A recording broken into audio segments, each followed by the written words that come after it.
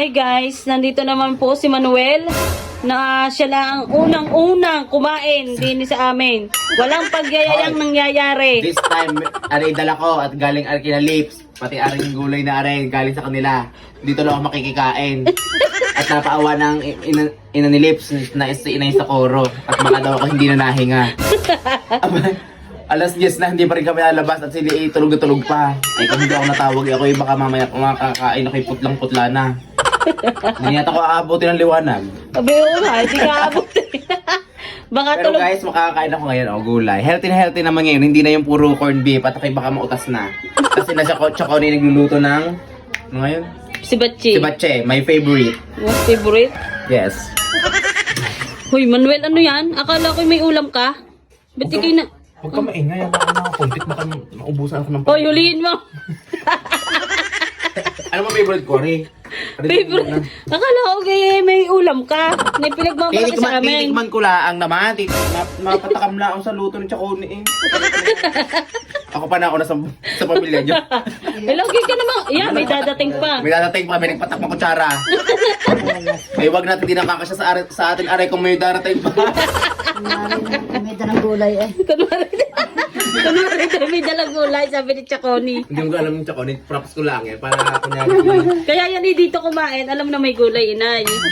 Yan, o, tinan nyo. Ay, o, ngangang magaling eh. Kanina pa nga. Subong magaling si Manuel. Ang sarap ng gulay niyo, Chaconi. Kanina pa nga yung nabisita ng paggugulay. Anong gulay niya? Ang parang tapon yung gulay. May kanin pa kaya? May kanin pa kaya? Naku na daw kainin mo na pero doon ang damay. Alam nyo guys, dahil ang ampun ng Dine, naubos ko ang kanin. Yung pala apo ni Chaconi, hindi pa nakakain. Di nagsayang ulit ng panibago? Oo, okay.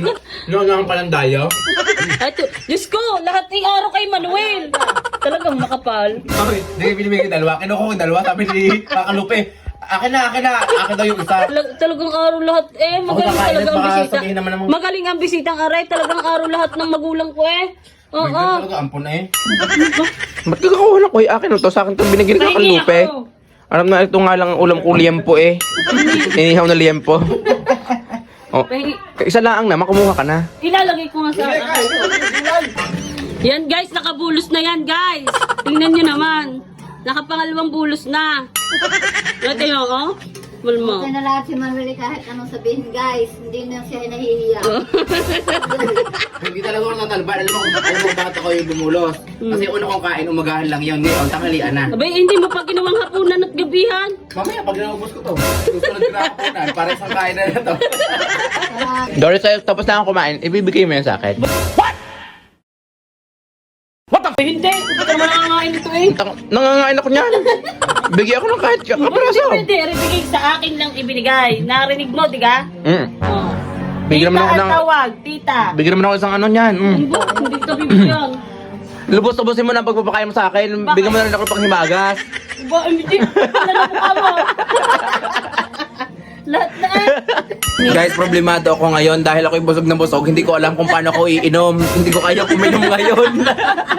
Tulungan mo ako, Doris. Bago guys, gusto pang kumain na rin. Wala na nga eh. Hindi na nga kayang uminom ng tubig. Gusto bang kainin na rin? Mabait talaga si Tito Mano. Oo, si Manuel wala talagang kabubusugan. Ano ba rin? Titikman ko lang at mag-uwi natin yan.